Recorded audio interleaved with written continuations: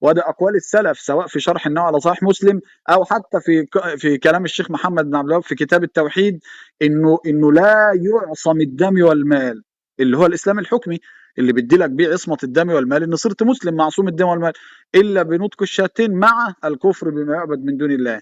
تمام.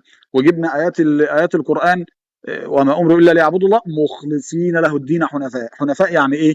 يعني مائلين عن الشرك. الله عز وجل يقول فاقم وجهك للدين حنيفا فطره الله التي فطر الناس عليه. ايه هي الحنيفا دي؟ حنيفا يعني تاركا للشرك متبرئا منه. ده اللي احنا عمالين نقوله اصلا، ان لن تكون مسلم الا ما تتبرأ من الشرك. فاذا هؤلاء وافقونا، امال انت بتنكر عليا ايه؟ ما اللي احنا بنستنكره ان اللي قال لا اله الا الله وما تبرأش من الطاغوت ولا كفر بالطاغوت ولا يعرف اصلا يعني ايه طاغوت، ده ما دخلش الاسلام. فانت بتقعد تقول لي لا انت بتظلمني ان انا ما قلتش كده، ما انت لو بتقول عكسه اللي هو اللي انا بقوله فمختلف معاه في ايه؟ كل كلامكم كلام مسجل الناس تقدر ترجع له، ان القول القول القول القول، وان الرسول علقه بالقول، وان الرسول سأل عمه في القول.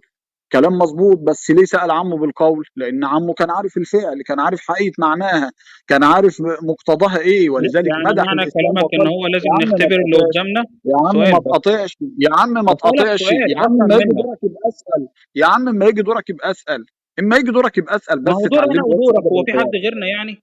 ما اما قاطعتك يجي انا يعني؟ ما هو اما يجي ايوه انت قاطعتني اهو، انت قاطعتني اهو، ما انا وبعدين انت بسألك بتقاطعني في معنى كلامك، بتقاطعني. هل المشكله انك بتقاطعني في حاجه جاوبنا عليها قبل كده كتير، يعني حتى تمام؟ يختبر بالنص كده قالها ابن حجر في في شرح البخاري. اصبر حلو، بس يا عبد حلو بقى، انا الرحمن، هرد بقى في يا عبد الجزئيه دي. الرحمن تمام، اصبر كمل. اصبر وما يجي دورك يا عبد الرحمن. طيب، فاحنا كمل. بنقول دلوقتي عشان اصلا الشخص يسلم وجهه لله يبقى مسلم موحد، لابد يعمل ايه؟ ها؟ المخالف بيقول لك ينطق الشهادتين، طالما نطق انا ما ادورش. احنا اتعلمنا في الكتاب والسنه انه يكفر بالطاغوت ويؤمن بالله، يخلص عبادته لله، يخلع الانداد والشركاء. وما جه هو يستدل بكلام البغوي، البغوي قال هو الراجل ده جاي منين؟ البغوي كان سؤاله بالبلدي لو الناس عايزه نبسط المعلومه. البغوي قال بالبلدي كده احنا هنشوف الراجل ده جاي من انهي ديانه. والله لو جاي من ناس ما بيعترفوش اصلا برب، فاذا قال لا اله الا الله بس هنعتبره مسلم. طب جاي من ديانه بتعترف بوحدانيه الله في ربوبيته لكن بتنكر النبوه، فاذا اقر ان محمد رسول الله بقى مسلم.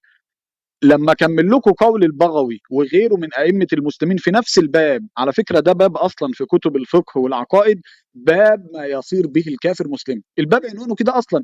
احنا عاملين في روم كامله، الروم كلها كنا بنقرا اقوال العلماء ازاي ابقى مسلم. العلماء عملوا لها ابواب كيف يدخل المرء الاسلام، ما هيش جديده يعني. قال لك على حسب هو كان ديانته السابقه ايه. والله لو الراجل ده جاي من يهوديه لابد يقر ببطلان اليهوديه، جاي من نصرانيه يقر ببطلان نصرانيه، جاي من عباده اوثان يقر ببطلان عباده الاوثان، جاي من انكار النبوات يقر بنبوه محمد صلى الله عليه وسلم. حتى ذكروا طائفه من اليهود اسمها العيسويه، يؤمنوا انه لا اله الا الله ومحمد رسول الله، بس يقولوا انه مبعوث للعرب خاصه.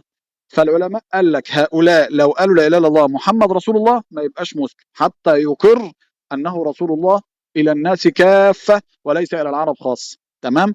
ده اللي احنا بنشرحه.